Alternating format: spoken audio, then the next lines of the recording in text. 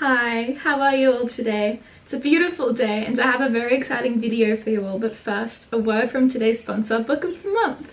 So Book of the Month is a super popular and fast-growing book service for readers like myself, and I'm going to assume like you too. So their mission is to help promote new and emerging authors whilst also helping readers discover new books which they'll love. And I love that. Their team goes through hundreds of books each month and selects a curated selection for readers with new and early release titles so you can spend more time reading and less time researching. And Book of the Month is risk-free, meaning you can skip any month, anytime and not be charged. Plus, they have the best price for new release hardcover fiction. New members can get their first book for just $5 with the code JOLLY, part of a special deal for this holiday season in December. This month I've been sent such a broad variety of books that I can't wait to sink my teeth into, especially this one here. It's a memoir titled Somebody's Daughter, and it explores a woman of color's experience as a child with an incarcerated father. I'm super excited to be collabing with Book of the Month because who doesn't love a curated box of books? So you can head to bookofthemonth.com to check out their picks and use the code JOLLY to get your first book for just $5. Okay, now onto the video, which I'm genuinely very excited about. So today I have for you a classic literature gift guide. I've seen gift guides for bookworms circling the internet every single holiday season, but none that's specifically classic literature, and so naturally I've taken it upon myself to craft that thing for you, from me to you and to whoever you're gifting, or yourself. Let's be honest, a lot of you will watch this for yourself. A quick introduction: my name is Dakota and I study literature and creative writing, and I have an affinity for the classics, henceforth this video. So without further ado, here is a classic literature gift guide, 30 recommendations for every type of person. Oh, many type of people.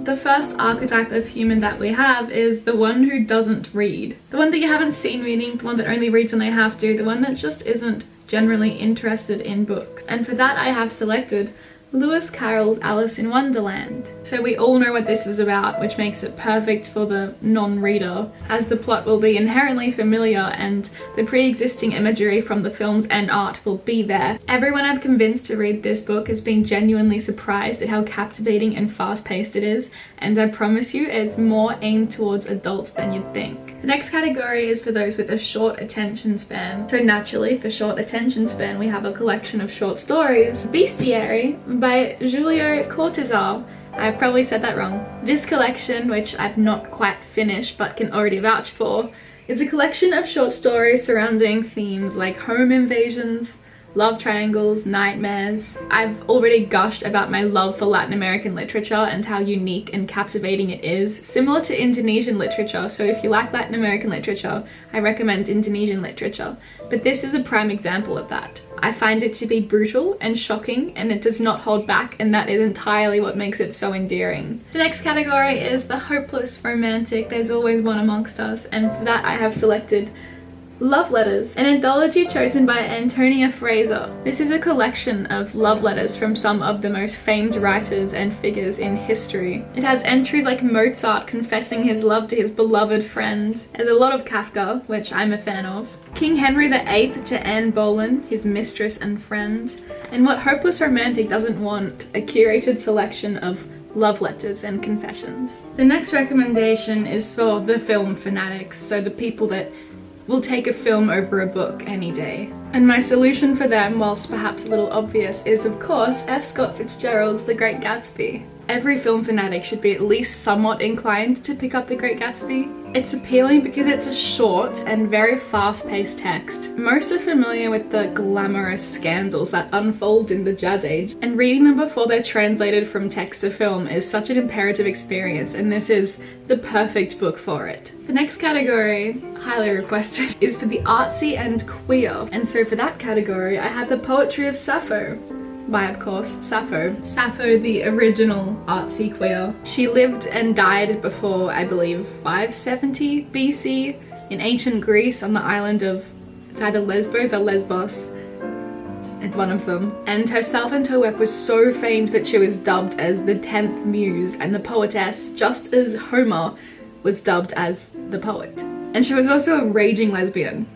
and this translates directly in her work, which is all about soft, delicate femininity and youthful beauty, and it's just such a glorious read because she is enamored by women. The next category of human being is the fantasy fanatic, and are you even a fantasy fanatic if you haven't read Tolkien? Yes, The Lord of the Rings is a big book, and yes, it takes a lot of time and a lot of dedication, but I promise you it's worth it.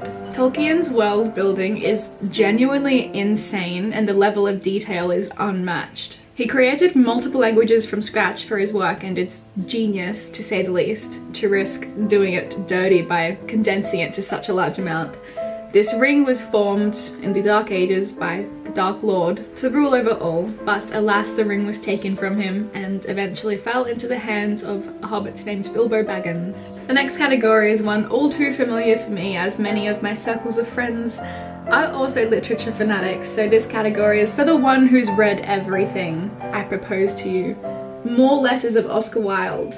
So just letters and memoirs of Oscar Wilde. So my reasoning for this is if you've read everything, you've read Wilde, and you're familiar and probably in love with his work. Wilde is an impossibly talented writer and fascinating person, and so it's really interesting to read about him and snippets of his life through memoirs. It contains things from gut-wrenching, life-changing epiphanies to things as trivial as tiny irrelevant thoughts. The next category is currently an epidemic amongst young readers, and that is the one who only reads overhyped BookTok books. So overhyped BookTok books generally fall into the category of fantasy with a bit of smut, or unreliable, unlikable protagonists that are inherently sad and critique the world from their perspective. And so I have for you the OG bad boy book, The Catcher in the Rye by J.D. Salinger. I present to you Holden Caulfield, perhaps the most unlikable narrator of them all, a 16-year-old immature edgelord that has transcendent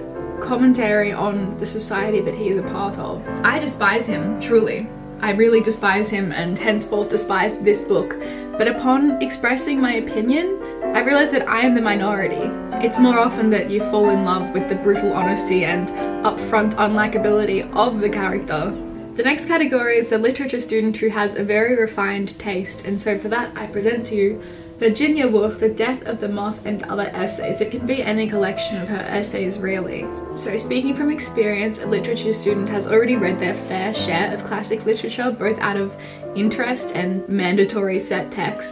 Fear not, because this exists, and Virginia Woolf's writing style is captivating, and this translates so gloriously in essays that aren't her fiction works. I only recently got into Virginia Woolf's writing, and it was through this book that got me into it more than anything. Her writing is so concise and abstract but morbid, and so this is the perfect gift for a literature student who has more than likely already read her fiction. The next category is the anarchist.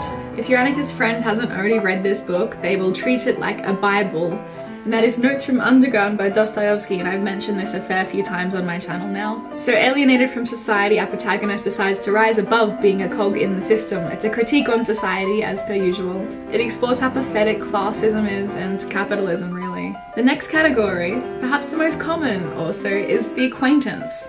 So think of the acquaintance as perhaps a distant relative, colleague, somebody that you barely know but have to get a gift for. This book is the book, and that is To Kill a Mockingbird by Harper Lee.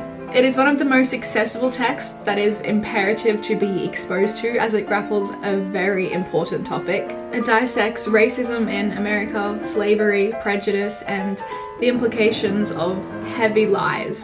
It's to be noted that it's rather weighted with various trigger points, so be mindful of who your acquaintance is. I just believe that this is an imperative read and it should be shared as much as possible. The next category is for the academic elitist. We all know an academic elitist, and I know a lot of you are probably thinking of me, and that's okay. I'll take it. Nonetheless, this book is perfect for the know-it-alls, and that is Plato's The Republic.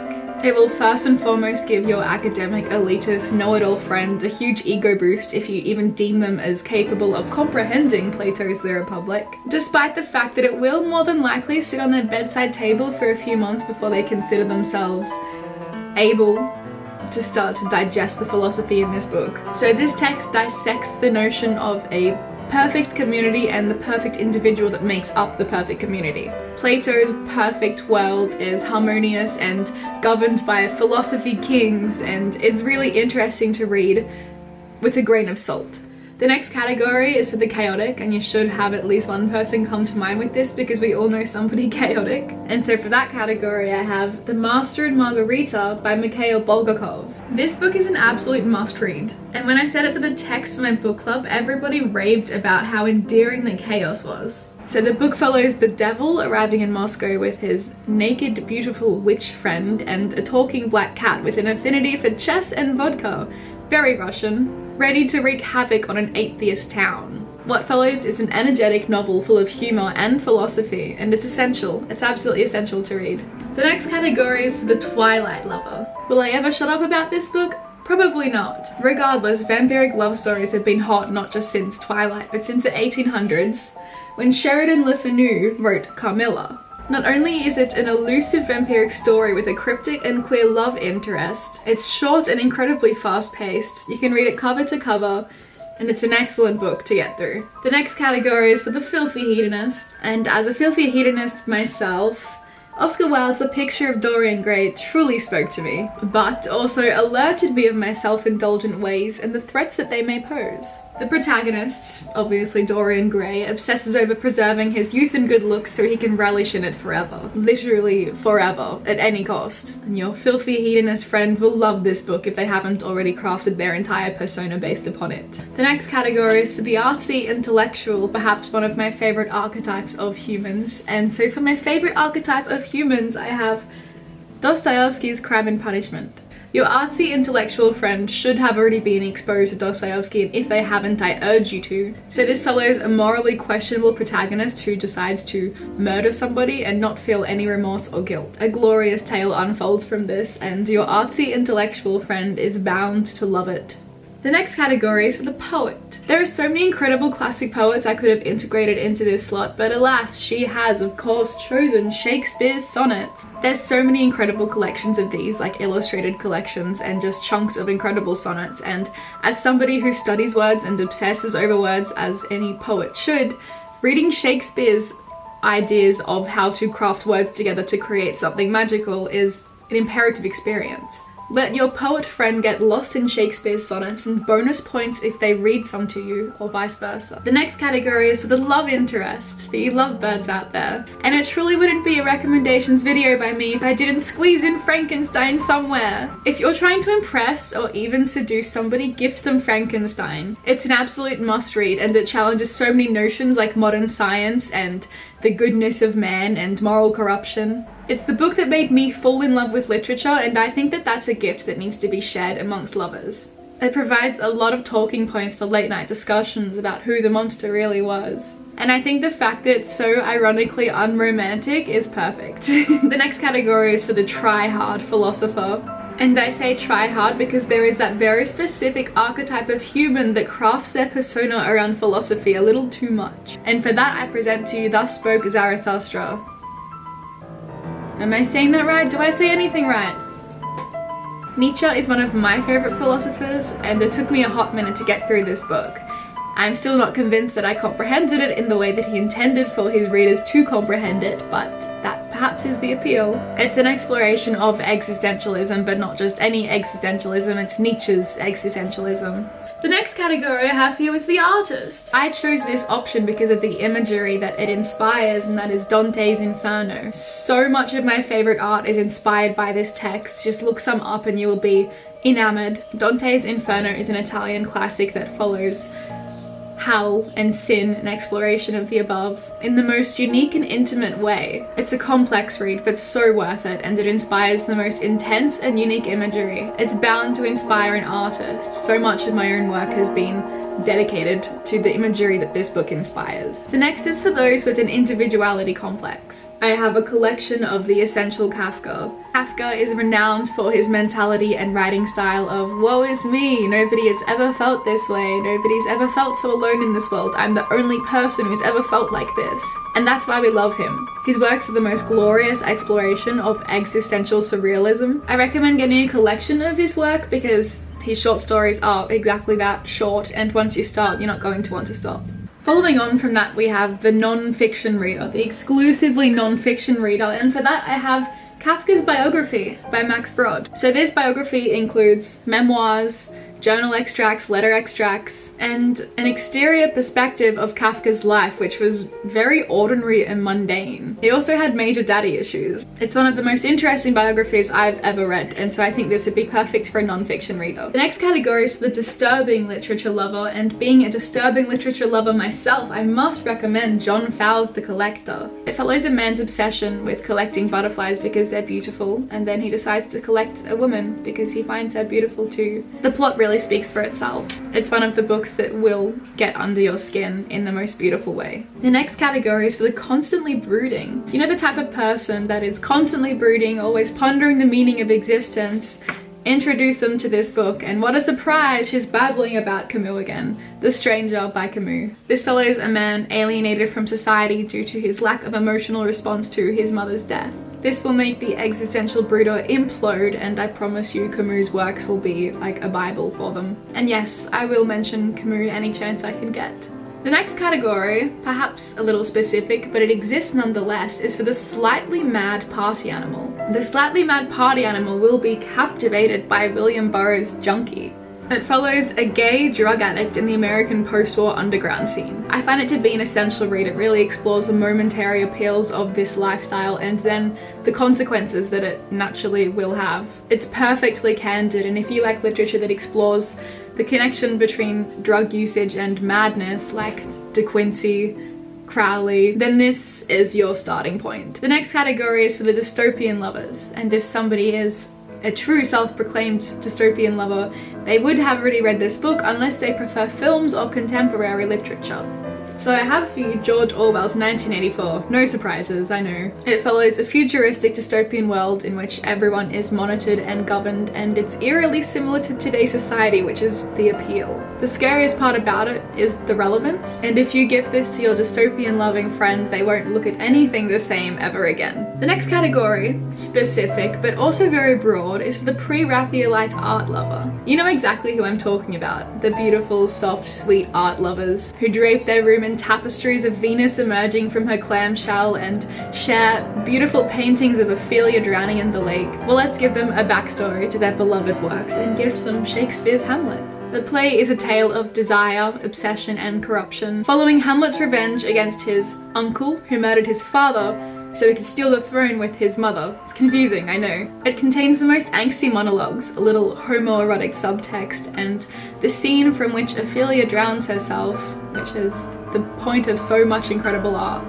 The next category is for the theatre kids. Theatre kids, myself included, are all too seasoned with screenplays, so why not gift them something of the sort? Specifically, the Dracula screenplay, because it is so dramatic and theatrical that it is almost camp. Hot take, I loved reading Dracula. This is a hot take because every time I say I loved reading Dracula, everyone's like, you loved reading Dracula? It's the most boring book I've ever read. I liked it, but my love for it was fueled even more when I came across the screenplay adaptation. The next category is for the horror/thriller lover, and any true horror/thriller lover, whether it be film or text, must be exposed to the work of Poe. Poe's work is renowned for being creepy and eerie and twisted, and it gets under your skin in the most wonderful way. And like I said earlier, I do recommend a collection of his work because they are short and you really want to get through them. Reading Poe's poetry at a very young age has shaped my writing style to this day. It's almost like I didn't get a choice. I read my first work of Poe and something clicked inside me and said, okay, from now on you can only write morbid. The next and final category is for the graphic novel/comic book lover. Regardless of if you read classic literature or comic books, you're still a reader. And this book is such a wonderful way to combine the two, and I spoke about this in a very recent video. And that is Ginsberg's Howl, a graphic adaptation animated by Eric Drucker. It's Ginsberg's most famed poem exploring his distaste for society, of course. It's an absolute must read, and even if you're not necessarily into the poetry or anything of that context, the illustrations and animations are so incredible that it makes it so much better and more accessible. And there you have it. My classic literature gift guide. This could also be taken as 30 classic literature recommendations. Take it how you will. I hope I could help you gift the joy of classic literature in one way or another. There is no greater joy than giving and also receiving gifts, especially when it's literature. So I hope you have the best of luck gift shopping and receiving, and thank you very much for watching me and supporting this video. Huge thank you to Book of the Month for sponsoring this video. I am so excited to read those books, because don't get me wrong, I'm also a huge fan of contemporary literature. I love you very much, and stay safe.